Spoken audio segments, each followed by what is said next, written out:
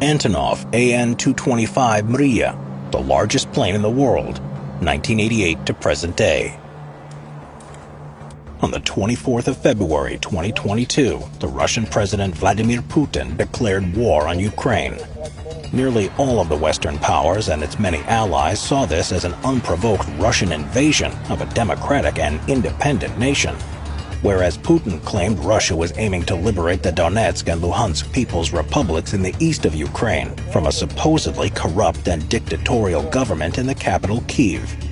Putin also demanded Ukraine's permanent exclusion from the West's military alliance, NATO, seeing the expansion of the alliance to its borders as a threat, while furthermore seriously questioning the legitimacy of Ukraine's autonomy from Russia. Russia has gained strong support for this action from both Belarus and Syria. On the first day of the conflict, Russian paratroopers attacked Hostomel Airfield, a former Soviet Union secret test facility, located only 20 kilometers or 12 miles from Kyiv. It was later captured to act as a landing pad for further reinforcements by air.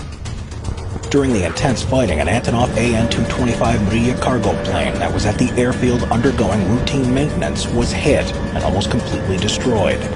With the loss of this aircraft, a truly unique piece of aviation history was lost, as it was the only one of its kind ever built.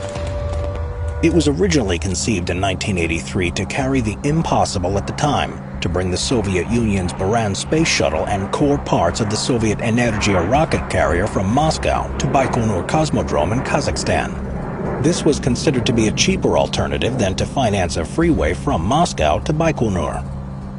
The US and the USSR had been locked in a space race to outperform the other ever since the first satellite Sputnik was launched on October 4, 1957. The Buran space shuttle therefore had been the rival to the US space shuttle. There were also plans for the Mriya's use as an airborne launch platform for space planes, such as the NPO Molniya's MAX. All the Mriya would need to do was reach a height of 10 kilometers in the sky, and the aircraft on its back could use 90% less of its energy to reach space than from on the ground. In mid-1984, only after a year of planning, a basic design model for this aircraft was finalized by Soviet engineers. It was approved by chief designer Petro Balabuyev of the Antonov Design Bureau in Kyiv and was given the green light by the Soviet government in 1987.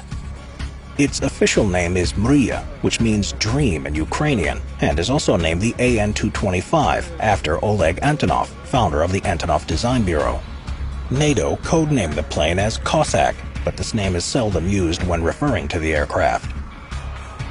The Mriya first flew on December 21, 1988, only a month after the Buran's inaugural debut.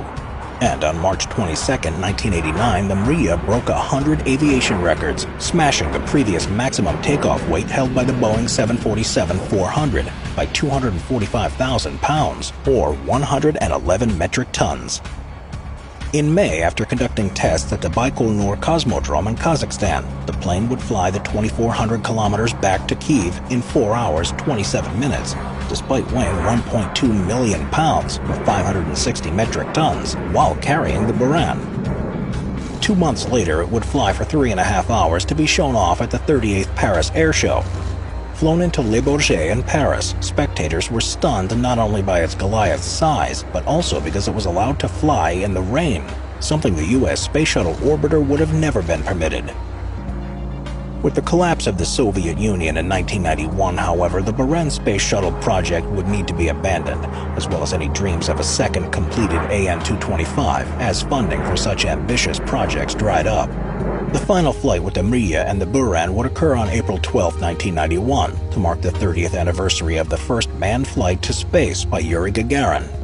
In 1994, the Mriya, after 339 flights and 671 hours in the air, found itself too expensive to be maintained, and was consequently grounded and partially dismantled to upgrade its predecessor, the AN-124 Ruslan.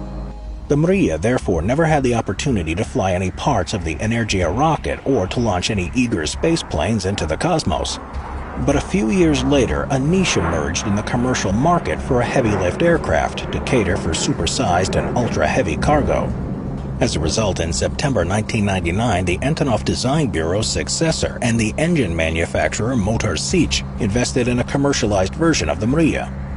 In May 2001, the aircraft was restored into service and was operated by Antonov Airlines. Antonov Airlines is a Ukrainian international charter airline which specializes in oversized cargo. Everything about the Mriya was huge and impressive. It was over 275 feet or 84 meters long, with a wingspan of 290 feet or 88.4 meters. This is a wingspan over double the distance of the Wright brothers' first motorized flight. And towering over all other aircraft, at a height of 81 feet or 25 meters, it was as tall as a 6-story building. To control this monster of an aircraft, it took a crew of 6 people, a pilot, a co-pilot, 2 flight engineers, a navigator, and a radio operator. The Mriya's colossal airframe was powered by 6 enormous Progress D-18T turbofan engines, 2 more than the previous Ruslan model, each capable of producing 51,000 pounds, or 24,000 kilograms of thrust. The turbine inlet temperature of these engines was about 2,420 degrees Fahrenheit, or 1,327 degrees Celsius, which was hot enough to melt normal steel. Therefore, special superheat-resistant alloys had to be used in the construction of the turbofans and certain parts of the engines. After undergoing modifications in 2001, it could carry an incredible 560,000 pounds, or 253 metric tons of cargo internally, along with being able to carry externally an additional up to 440,000 pounds, or 200 metric tons, of outsized cargo, up to 230 feet or 70 meters long. All this allowed for it to have a maximum takeoff weight of about 1.4 million pounds, or 640 metric tons. But this meant that it had to have an extremely heavy-duty landing gear system, consisting of 32 high-impact wheels and a reinforced lower fuselage in order to be able to survive the stresses of such a high-impact landing. Already in September 2001, it flew 4 battle tanks to reach the world record-breaking 560,000 pounds, or 253 metric tons of cargo at the 44th Paris Air Show. On August 11, 2009, lifting a 413,000-pound or 187 metric ton generator, the Mriya achieved a world record for the heaviest single piece of cargo at Frankfurt-Hahn Airport.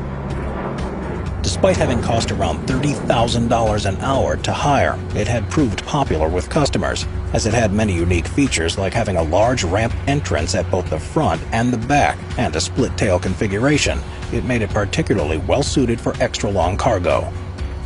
In its 33-year-long career as a freight carrier, it had shouldered numerous cargo that other aircraft could have never had any hope of carrying, like 2 entire green energy tram carriages from China to Turkey, or 2 giant wind turbine blades from China to Denmark. Its use in humanitarian aid included transporting bulldozers and tractors to Haiti after the devastating 2010 earthquake, lifting vehicles to Japan after the 2011 Fukushima nuclear disaster, as well as shipping over 100 metric tons of medicine and personal protective equipment like masks from China to Germany, Poland, France, and America in 2020. And although it's clear that the aircraft was destroyed, just a week after its destruction, a major Ukraine arms manufacturer is demanding $3 billion from the Russian Federation in order to restore the Mriya and bring it back into service, a task it says will take 5 years. Given the aircraft's huge contribution to the world, there may still be hope left for the dream.